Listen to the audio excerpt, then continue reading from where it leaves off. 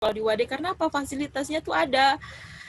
Bayangin Mbak dari NTT yang juga kemampuan public speaking tidak begitu bagus, tapi setelah di UAD dicuci, di blender, ikut ini, ikut itu, dan alhamdulillah maksudnya itu Mbak merasakan perubahan, bisa berbicara depan umum itu ketika Mbak sudah kuliah kayak gitu.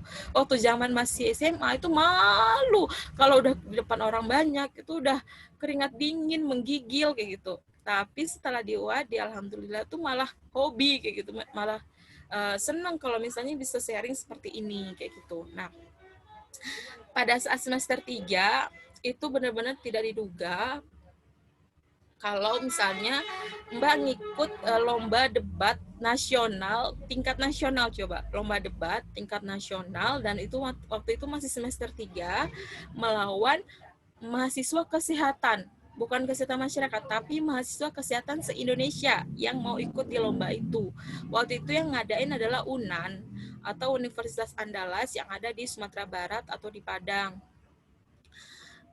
Nah, di UNAN itu adalah salah satu universitas yang menolak waktu Mbak masuk ke situ. Waktu tes SBM, SNMPTN, tes masuk kedokteran yang semuanya itu Mbak coba di UNAN dan itu nggak lolos. Nah, mungkin kayak teman-teman bilang juga kayak gitu.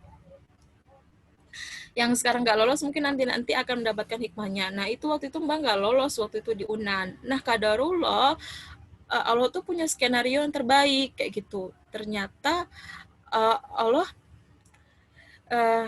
berikan tunggu deh sebentar lagi yang tadi aja dulu. Nah, ternyata Allah skenariokan di panggung podium yang besar di UNAN itu Mbak bisa ketemu dengan Fakultas Kedokteran, mahasiswa kedokteran UNAN, bayangkan.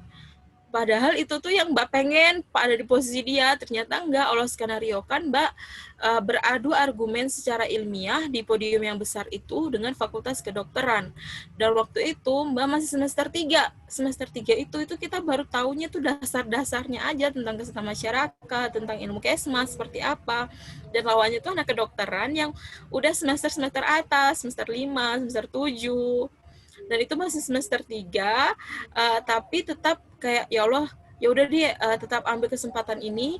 Nah, di sini nih kuncinya, karena waktu itu Mbak ngerasa Mbak itu adalah dari orang timur, maksudnya sekolahnya dari NTT, ngerasa kayak punya kemampuan yang terbatas, punya kemampuan yang limit. Nah, karena punya yang limit itulah makanya Mbak mau nge-push. Jadi Mbak benar-benar kerja keras, benar-benar belajar, ngomong sendiri di depan kaca, belajar cari tema mendalami tema debat. Itu tuh Mbak lakukan untuk apa? Untuk bisa ada seperti derajatnya teman-teman yang ada di Jawa, yang ada di lomba debat pada saat itu. Mbak bekerja lebih keras daripada yang lain-lain. Nah, mungkin kebanyakan orang merasa kalau kita punya kekurangan itu adalah alasan kita untuk tidak mau maju. Nah, alhamdulillahnya pada saat itu karena kekurangan itulah yang bikin Mbak itu mau maju gitu, yang mau bekerja lebih keras gitu, yang jadi pemacu semangat, karena saya ngerasa nggak punya ilmu yang seperti orang-orang di Jawa kayak gitu. Terus ini dilanjutin ya.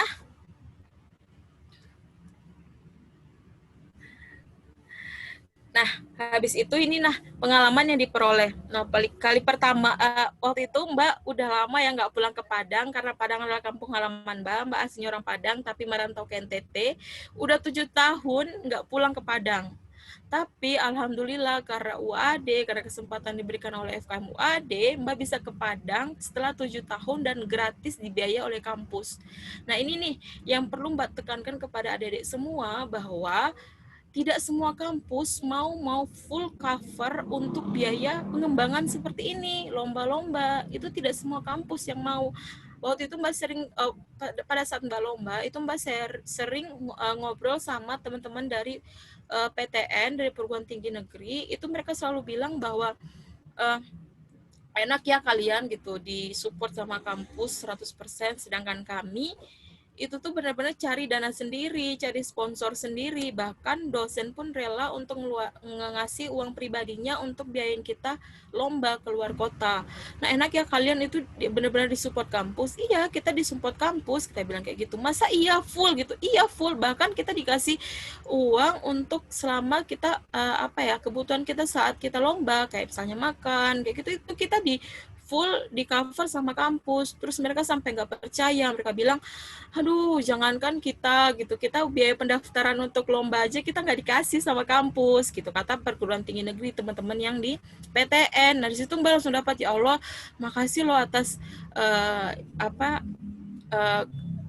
takdir yang Allah kasih ini kayak gitu. Nah itu yang perlu teman-teman tahu, bahwa keunggulan kampus kita adalah sangat mensupport untuk pengembangan potensi mahasiswanya, dan itu full banget, dan teman-teman pasti akan ketagihan. Nah waktu itu di sini Mbak bilang dulu ditolak di Fakultas Kedokteran UNAN, dan alhamdulillah 1 tahun kemudian bertemu di mimbar debat nasional dan beradu argumen secara ilmiah, dan alhamdulillah waktu itu dapat juara 2, dan itu memang di luar ekspektasi Mbak gitu, bisa juara 2 di kampus yang Mbak impikan, dan itu ketemunya sama Fakultas Kedokteran, dan malah FK-nya UNAN waktu itu tidak dapat juara. Jadi memang pernah nggak sih dengar lebih baik kita tuh ahli di bidang kita gitu? Pernah nggak sih dengar kayak gitu? Lebih baik kita ahli di bidang kita gitu. Nggak usah kita pengen jadi orang itu, tapi kita nggak ahli di bidang itu, yang ya gimana gitu. Jadi walaupun teman-teman semua di gizi, teman-teman tuh harus ahli di bidang gizi, terbaik di FKM, FKM UAD. Nanti pada saat kerja itu tuh udah nggak yang dibutuhkan tuh adalah apa pengalaman teman-teman, apa skill teman-teman, apa kemampuan apa yang bisa teman-teman berikan kepada tempat pekerjaan yang ingin teman-teman lamar. Nah, pada saat lomba debat itu benar-benar melatih public speaking secara ilmiah dan disampaikan dengan runtut, dan hanya diberikan waktu selama 7 menit aja. Jadi kita kayak menyampaikan skripsi dari latar belakang, tujuan, habis itu rumusan masalahnya, datanya apa, terus kesimpulannya apa, terus solusinya apa, itu kita harus menyampaikan secara runtut itu dalam waktu 7 menit.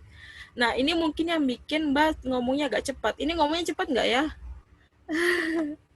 Teman-teman kalau ngomongnya cepat di komen ya, biar ngomongnya bisa direm, karena memang sering ikut lomba debat, jadi dituntut untuk ngomong secara cepat, runtut, dan semuanya tersampaikan dalam waktu 7 menit, dan itu yang bikin mempengaruhi Mbak jadi ngomong lebih cepat sekarang. Ya, terima kasih Mbak Oti atas sharing pengalamannya. Cukup menarik ya. Oh iya, itu udah selesai ya Bu ya? Kirain belum, ini masih belum dikasih tahu semuanya. Iya, panitia kurang kedengeran suaranya. Oh iya, tinggal 5 menit lagi untuk melakukan sharingnya pengalaman, Mbak Oti. Oh iya, iya. Oke. Ya Bu, 5 menit lagi. Oh ya, ini lanjut ke slide selanjutnya. Nah, ini waktu itu diberikan kesempatan ke Kalimantan, ke Universitas Lambung Mangkurat untuk lomba karya tulis ilmiah. Waktu itu dapat 10 besar untuk bisa presentasi ke Banjarmasin, walaupun tidak juara, tapi tidak apa-apa karena ini pengalaman baru. Waktu itu semester 3, jadi tidak usah berkecil hati kalau teman-teman nanti ikut lomba dan itu tidak menang, itu jangan berkecil hati. Alhamdulillah, syukuri aja karena udah bisa kesempatan untuk bisa ke luar kota secara gratis kayak gitu. Nah, lanjut aja slide selanjutnya. Slide selanjutnya. Ya, nah ini nih pengalaman tuh. Semua yang berhasil pasti melewati gagal. Lulusan berprestasi bukan berarti tidak pernah gagal. Justru gagal itu yang menjadi batu loncatan kita. Jadi walaupun lulusan berprestasi itu banyak sekali lomba yang Mbak ikutin dan itu tuh nggak lolos, nggak bisa presentasi, itu banyak banget. Nah kali pertama ikut lomba, teman-teman semua jangan berkecil hati, anggap itu pengalaman karena pengalaman itu akan dipakai untuk teman-teman nanti akan skripsi. Jadi kayak ikut karya tulis ilmiah itu sangat membantu teman-teman untuk lancar skripsi di semester akhir karena kita udah dilatih sejak dini untuk membuat skripsi. Jadi nanti kalau buat skripsi udah gampang kayak gitu. Terus habis itu alhamdulillah bisa ikut seminar nasional secara gratis ber-SKPI, dan itu tuh ketemu sama pemateri-pemateri yang nasional kayak Direktur BPJS, BKKBN Pusat, dan itu tuh kalau misalnya kita ikut itu berbayar SKPI, apalagi ber-SKPI kan, dan ini alhamdulillah gratis, kita bisa ikut, dan juga ditambah kita bisa tahu budaya-budaya dari luar daerah kita, karena kita pasti akan diajak trip ke daerah-daerah pariwisata di daerah tersebut kayak gitu. Nah, ini sebagai pemacu yang enak-enaknya ya kepada adik-adik semua biar semangat kayak gitu. Nah, terus selanjutnya, karena ini waktunya 5 menit, selanjutnya, nah ini waktu itu ada lomba di universitas kita sendiri, di UAD, waktu itu ada ulang tahun UAD, dan kita ngadain lomba, salah satunya adalah lomba debat kesehatan, dan alhamdulillah waktu itu dapat juara 3, walaupun lawannya itu berat-berat, walaupun kita yang ngadain itu ada universitas swasta, tapi yang ikut itu udah keren-keren juga, yang ikut itu dari universitas negeri juga ikut, apalagi di sekitar Jawa ya, kayak di Jakarta itu pada ikut, lawannya juga berat kayak gitu, dan alhamdulillah waktu itu dapat juara 3 kayak gitu. Selanjutnya, boleh next. Nah, ini yang penting itu bukan juaranya, tapi pengalamannya. Yang susah itu bukan juaranya, tapi mempertahankannya. Nah, waktu juara 2 di UNAN itu tuh benar-benar menjadi beban di kita. Kita bisa nggak ya juara gitu di kandang kita? Kalau nggak juara malu dong. Terus kalau juara juga pasti ada yang bilang ya iyalah juara, karena kan kandang sendiri pasti ada yang bilang kayak gitu. Tapi mempertahankan itu memang lebih susah kayak gitu. Nah, di debat ini semakin membuat kita itu bisa berpikir secara holistik, berpikir secara ilmiah, dapat berargu-argumen, dan juga punya public speaking yang bagus kayak gitu, karena udah dilatih. Kalau misalnya salah ya nggak apa-apa, kan lomba, tapi kalau udah di dunia kerja, kalau salah tuh udah nggak bisa lagi. Nah, salah itu hanya bisa dimaklumi saat kita menjadi mahasiswa. Nah, untuk adik-adik, ambil kesempatan yang ada, optimalkan selama 4 tahun ini, lakukan salah sebanyak-banyaknya, lakukan gagal sebanyak-banyaknya, agar nanti pada saat di universitas kita udah terbiasa gitu dengan gagalnya kita kayak gitu. Udah next, boleh next lagi. Itu ada Oke, lagi maaf tuh. Mbak Oti, waktunya sudah habis. Oh, oh iya iya udah. Oh iya, nggak apa-apa Bu.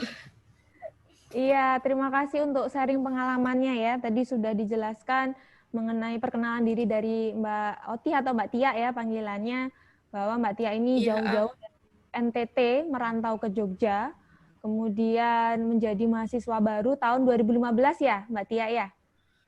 ya betul Ibu. Iya, 2015 jadi mahasiswa baru atau maba, kemudian lulus tahun 2019 ya Mbak Tia, atau 2018? 2019. Oh, 2019.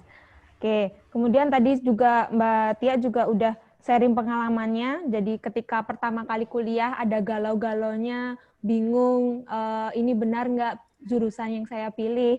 Kemudian Mbak Otih bertahan sampai akhir semester. Kemudian Mbak Otih juga banyak menghasilkan karya ya, prestasi baik di tingkat fakultas maupun di luar fakultas atau di tingkat universitas ya, universitas nasional.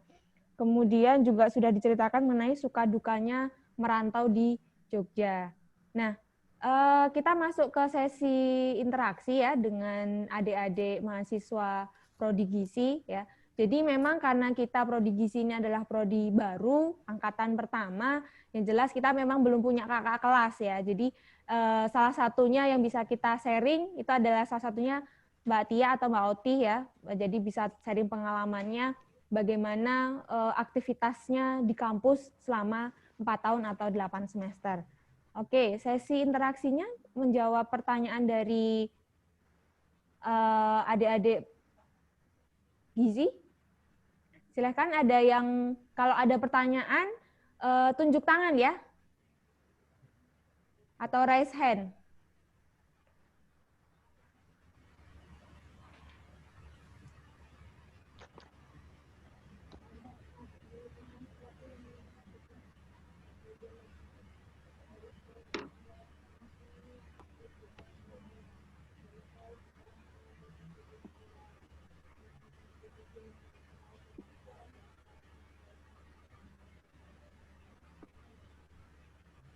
Silahkan kalau ada yang ingin ditanyakan, bisa klik raise hand.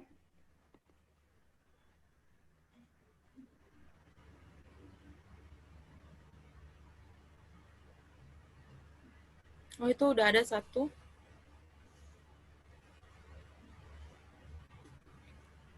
Oh, ini ada pertanyaan dari Hesti. Ya, pertanyaannya adalah izin bertanya, gimana caranya, apa itu? Tidak jelas saya. Memanajemen waktu, acara lomba, dan juga kegiatan akademik atau kegiatan belajar di kampus. Silakan Mbak Oti. Oh ya, ya buat adik Hesti Khofifah. Nah, ya ini juga banyak yang dirasakan oleh teman-teman yang ikut organisasi dan memang waktu selama Mbak kuliah 4 tahun Mbak ngikutin organisasi 2 sekaligus dalam waktu 2 periode. Jadi 2 organisasi IMM dan juga BEM, terus habis itu dilanjutkan dengan lomba-lomba dan juga akademis. Dan itu memang pada saat itu sempat stres gara-gara tidak bisa mengcombine antara waktu akademis dan juga lomba-lomba. Tapi alhamdulillah karena kita punya teman, kita punya lingkungan, kita punya circle yang bagus, kita bisa tanya kepada teman-teman atau kita bisa punya hubungan yang baik dengan dosen. Jadi pada saat kita tidak mengerti apa yang materi pada saat itu atau waktu itu kita saat datang lomba dan kita tidak menghadiri pada saat kita di kelas, jadi kita bisa langsung menanyakan kepada dosen atau meminta materi kepada teman dan kita pelajari. Jika tidak paham, kita tanyakan kepada teman kita atau kepada dosen kita. Nah, itu pentingnya teman pada saat kita ada di kampus kayak gitu. Nah, waktu itu memang sangat menguras waktu, memang dilihatnya banyak prestasinya kayak gitu ya.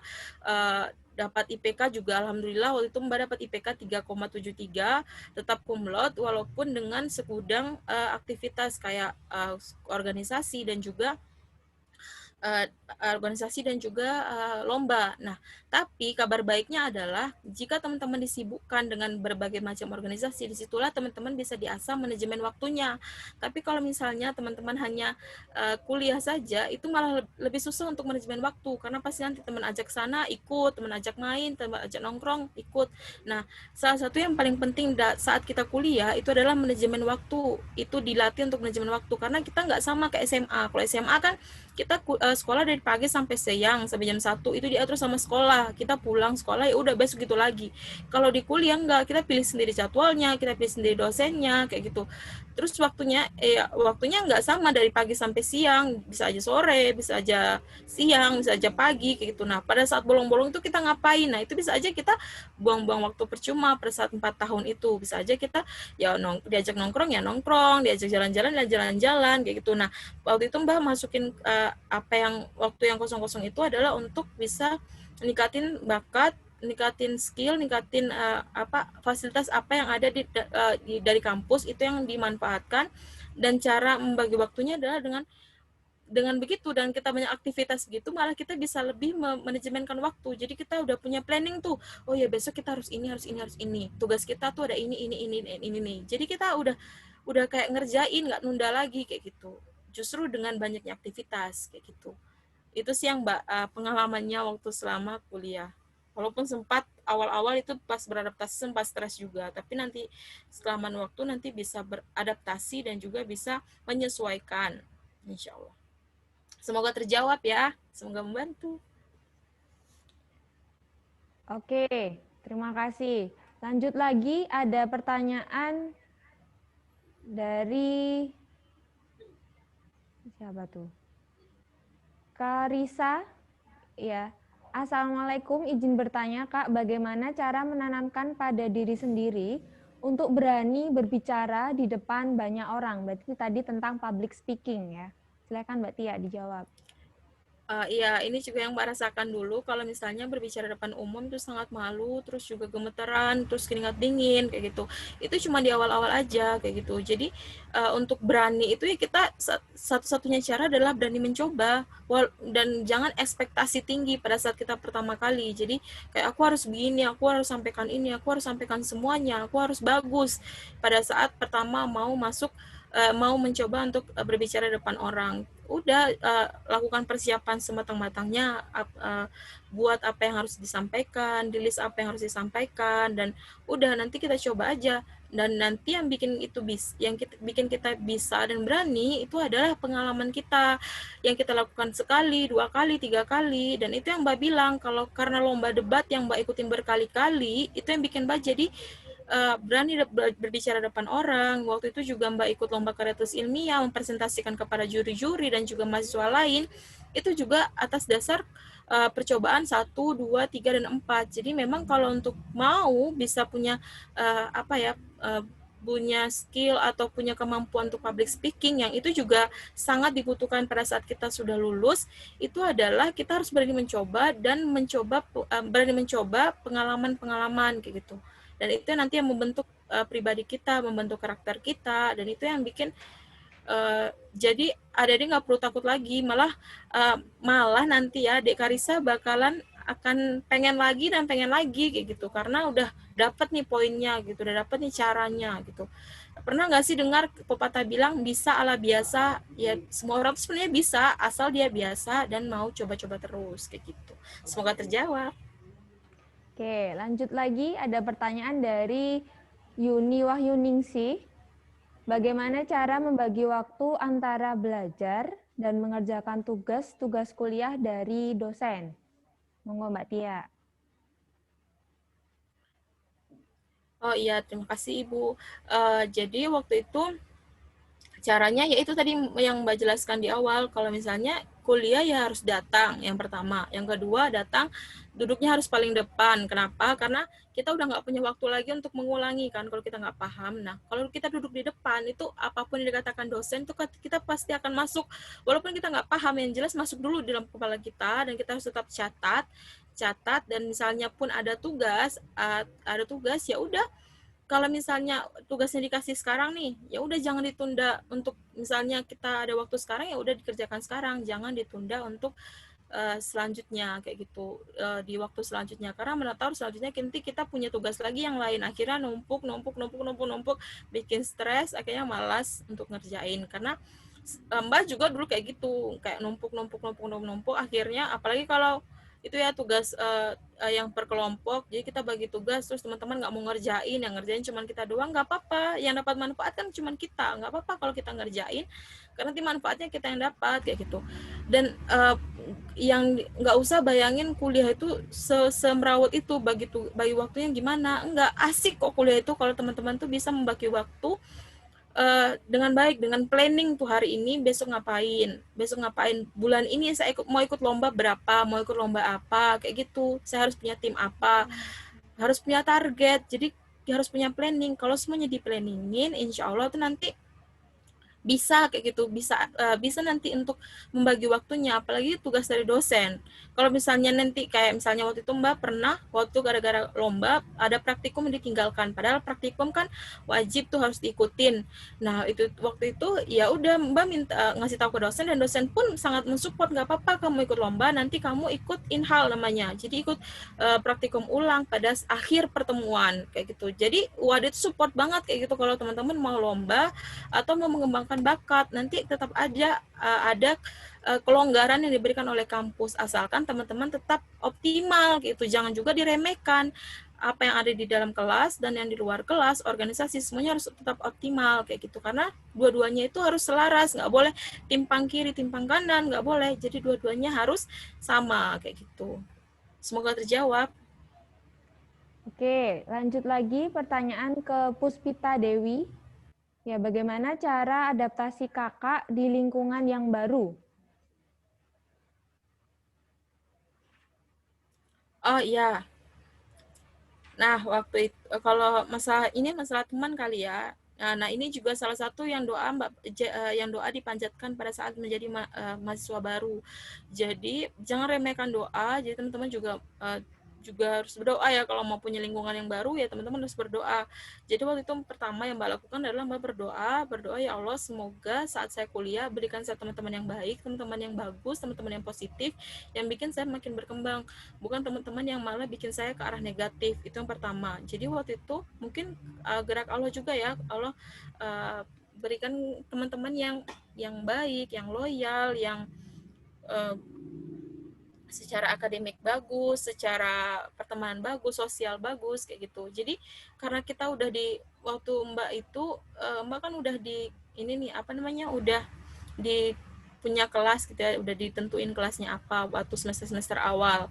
Jadi situ Mbak lihat, yang paling pertama Mbak lihat mana yang agamanya bagus. Yang agamanya bagus ya, yang paling penting tuh agamanya bagus. Insya Allah kalau agamanya bagus, insya Allah dia juga baik. Yang kedua, lihat lifestyle-nya seperti apa. Maksudnya kita kan nggak mungkin samain lifestyle kita dengan orang lain. Kalau misalnya nih kita dengan misalnya kita ya misalnya jajan kita ya pas-pasan kayak gitu, terus kita berteman dengan orang-orang yang mungkin kita bisa lihat fasilitas dari orang tuanya lebih kayak gitu, ya udah nggak usah kita maksain teman sama orang seperti itu, sesuaikan aja dengan apa yang kita punya. Karena ini pertanyaan bagus ya, karena apa, lingkungan itu sangat berpengaruh terhadap 4 tahun teman-teman ada di kampus. Itu sangat berpengaruh. Kenapa? Karena nanti itu yang menjadi karakter kita pada saat kita lulus. Karena apa yang Rasulullah bilang bahwa seseorang itu sesuai dengan teman-temannya. Kalau teman-temannya pandai besi, dia juga bawa besi. Teman-temannya bawa apa, penjual minyak wangi, dia juga ikut wangi kayak gitu.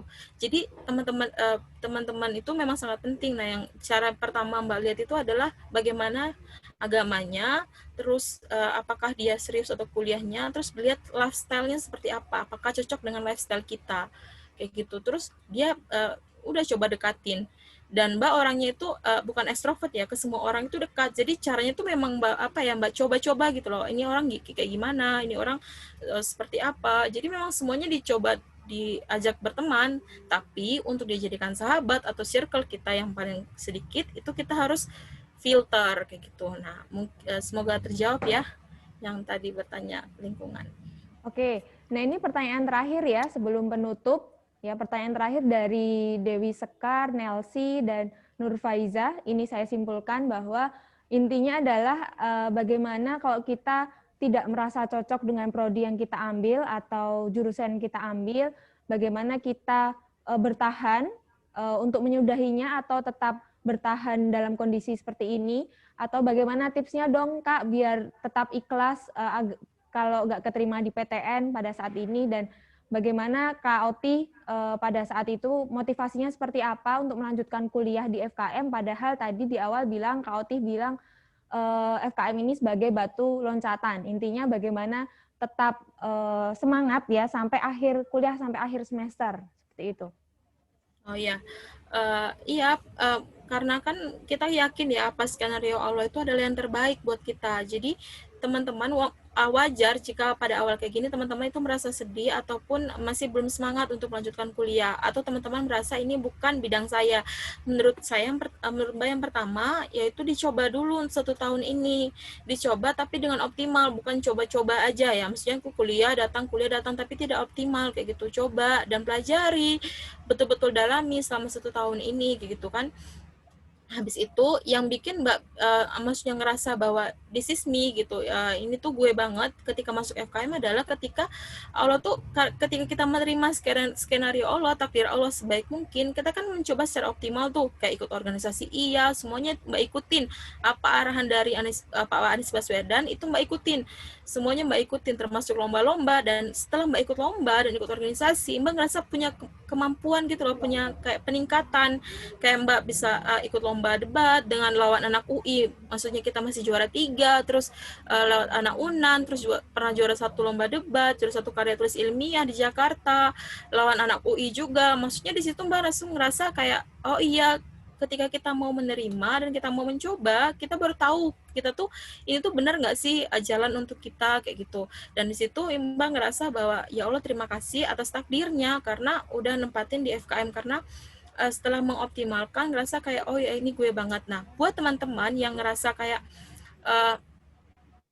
ini saya nggak sih, dicoba aja dulu selama setahun tapi dia harus dioptimalkan kayak gitu. Memang Mbak ada beberapa teman Mbak yang udah di FKM merasa bukan dia dan dia akhirnya melanjutkan di program studi lain kayak gitu. Tapi itu jangan jadikan sebagai, itu jadikan nomor kesekian deh, ke nomor list paling terakhir. Jangan jadikan itu list pertama, nanti saya bakalan pindah pokoknya tahun depan. Jangan, dijalani dulu, dioptimalkan dulu. Dan menurut Mbak, gizi itu peluangnya yang paling besar setelah Mbak udah lulus ya, peluang gizi untuk bisa diterima di pekerjaan itu besar banget, dan itu tuh dibutuhin banget kalau misalnya masalah pekerjaan. Cuman teman-teman tuh masih, karena masih baru, jadi teman-teman masih tertutup tuh wawasannya tentang bagaimana kedepannya untuk gizi, bagaimana prospeknya. Nah dari sekarang tuh harus tahu prospek gizi itu apa. Dan menurut Mbak, malah prospek gizi itu paling bagus. Karena apa? Karena kan kita udah di zaman milenial gini ya, semuanya serba maju, teknologi. Yang ke depan, permasalahan yang paling banyak adalah permasalahan gizi. Karena apa? Karena semua orang udah mager, malas gerak, banyak yang obesitas, kayak gitu, banyak kan mau diet, kayak gitu. Nah itu gizi banget, kayak gitu. Dan itu tuh prospek yang paling bagus untuk teman-teman semua, gitu. Jadi dijalani dulu, jangan sedih dulu. Itu karena sedihnya gara-gara teman-teman belum tahu aja sepenuhnya gizi itu seperti apa. Jadi coba dalami, coba tahu, nanti teman-teman akan lama-lama cinta dan akan optimal di fakultasnya. Gitu. Semoga terjawab ya. Oke. Karena waktunya masih ada 3 menit lagi, ya. Satu pertanyaan lagi nih, Mbak Tia, ya. Dari Iya Bu. Mana nih? Yuni Herianti. Kak, aku mau nanya, kakak awalnya pengen FK nih, pernah nggak sih pengen double degree tahun depannya ngambil FK? Iya. Ya, terima kasih Ibu. Jadi pada saat tadi kan udah diceritain ya, karena kan pengennya jadikan FKM itu adalah sebagai bantu loncatan aja, dan tahun depan ambil fakultas kedokteran. Tapi yang nggak jadi ngambil kedokteran karena ngerasa kayak di tahun pertama itu, oh lo udah jawab kalau memang ini gue banget, kayak gitu. Udah jawab bahwa ini tuh adalah prodi kita banget. Nah, kalau misalnya teman-teman mau ambil double degree itu nggak apa-apa, asalkan teman-teman harus tahu konsekuensinya. Karena ada teman Mbak juga yang punya double degree, tapi dia itu menyesuaikan. Jadi di saat ada semester-semester yang renggang, maksudnya pada saat di semester 3 di prodi ini, dia baru tuh masuk jadi maba di prodi lainnya, kayak gitu. Jadi memang dua, tapi dia bisa ngelihat kondisi di saat sini saya renggang. Karena kalau misalnya fakultas Mbak, kalau FKM kan misalnya tuh padat-padatnya itu di semester 5, semester 7, kayak gitu. Jadi nggak bisa kalau double degree, bakalan ada yang terbengkalai salah satunya. Jadi nggak apa-apa kalau misalnya mau ambil itu, asalkan tahu konsekuensinya. Karena teman Mbak juga ada yang seperti itu. Tapi menurut Mbak pribadi lebih baik fokus ke satu hal, karena jadi orang ahli di bidangnya itu lebih baik, kayak gitu, daripada punya banyak kemampuan tapi dia nggak ahli di bidangnya, kayak gitu. Jadi kalau misalnya di gizi adik bisa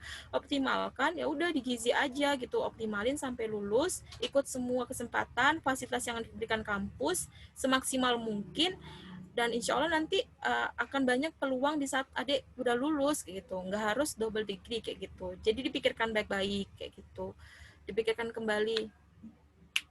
Semoga terjawab ya. Ya, insya Allah. Ya, untuk sesi interaksi ini sudah waktunya sudah habis ya. Jadi untuk adik-adik yang ingin bertanya nanti bisa minta kontaknya Mbak Tia langsung. Kalau Mbak Tia bersedia untuk dihubungi langsung dengan adik-adik gizi, ya monggo silahkan sharing langsung ya. Boleh. Tanya Instagramnya Mbak Tia atau Facebooknya atau Twitternya ya. Jadi nanti bisa mengenal Mbak Tia lebih dalam lagi. Bisa sharing juga. Oke, untuk sesi interaksi saya cukupkan ya. Jadi saya ambil kesimpulan bahwa Boleh. Jangan berkecil hati ya. Apapun kondisinya pada saat ini, teman-teman atau adik-adik gizi sudah masuk di prodi gizi Universitas Ahmad Dahlan Fakultas Kesehatan Masyarakat. Kita kenal bahwa UAD itu bukan universitas yang tidak terdengar gaungnya ya. Tadi sudah jelaskan Mbak Tia juga bahwa kami UAD itu adalah universitas yang swasta yang berprestasi juga, bahwa jangan berkecil hati ketika Anda masuk di UAD, itu bukan pilihan yang salah ya, karena selain Anda mendapatkan ilmu ya, ilmu duniawi, Anda juga mendapatkan ilmu akhirat ya, karena kita di sini belajar akademisi tapi juga disambingi dengan belajar ilmu agama. Kemudian baik negeri maupun swasta yang Anda adik pilih itu sama saja. semua akan kembali ke personal orangnya. Kembali lagi ke diri kita masing-masing, tekad kita masing-masing ya. Bagaimana kita di situ akan berjuang, akan berleha-leha, akan berprestasi, itu kembali lagi ke diri masing-masing. Karena sejauh pengalaman yang sudah ada ya, ketika kita masuk di mungkin PTN yang cukup terkenal, itu biasanya malah kita menyepelekan karena sudah merasa masuk universitas top ya, universitas nomor 1 di Indonesia. Di situ kita menjadi lengah ya, tidak mau berprestasi, tidak mau menunjukkan bakat ya, seperti itu. Sehingga itu malah menjadikan bumerang bagi kita, tidak menunjukkan siapa kita, bakat kita apa. Kemudian dan yang paling terpenting itu adalah ilmu yang bermanfaat ya. Bukan universitas mana, tapi apa yang kita dapatkan di kampus itu bisa bermanfaat buat kita dan juga buat orang lain ya. Apalagi di prodi gizi ya, teman-teman bisa tahu di sini kita selain belajar klinis, belajar masyarakat juga, ilmu gizi masyarakat dan juga food service. Di sini bisa teman-teman terapkan ke diri sendiri, tapi juga bisa teman-teman bagikan ke masyarakat juga. Jadi perlu teman-teman ketahui bahwa yang namanya public health ya, termasuk ke dokter itu juga termasuk di lingkup public health. Jadi dalam kesehatan masyarakat itu ada upaya promotif ya, nanti teman-teman belajar ya, promotif, kemudian ada upaya preventif, kuratif, dan rehabilitatif. Nah itu kita semuanya saling bekerja sama, jadi jangan mengkotak-kotakkan mengenai keilmuan ya, itu membuat kita tidak maju. Wah si dia dokter, si dia teknik, aku ini, jangan seperti itu membuat kita tidak maju. Ya, oke. Kemudian pesan saya ada 2 pilihan dalam hidup ini ya. Kita bisa menjadi ikan besar di kolam yang kecil atau kita bisa menjadi ikan yang kecil di kolam yang besar. Itu pilihan kita.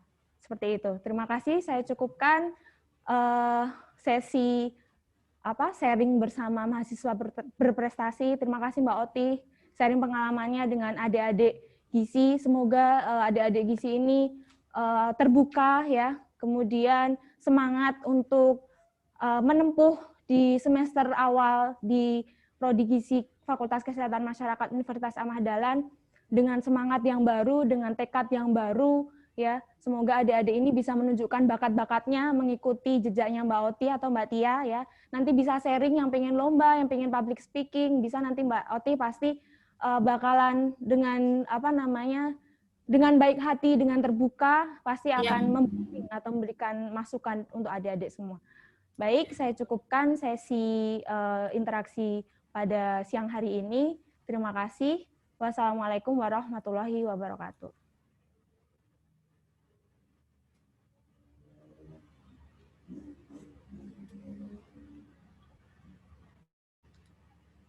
Ya udah.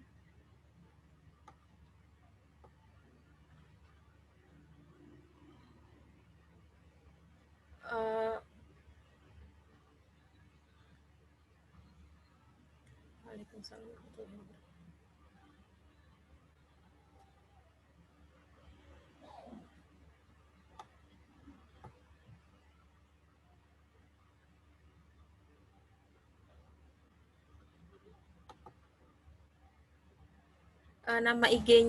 Nama IG-nya itu ya apa? Oti De Flores. Kalau teman-teman mau bertanya, nanti teman-teman bisa cari aja Instagram Oti De Flores, nanti insya Allah Mbak jawab di situ ya, Oti De Flores.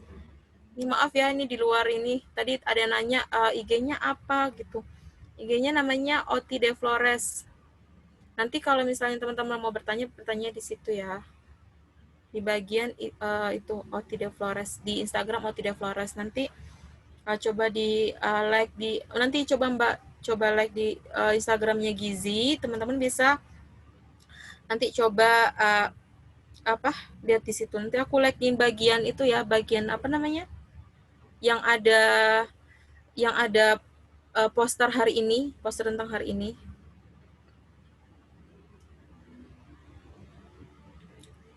Nah, udah di komen lah, di situ bisa lihat IG.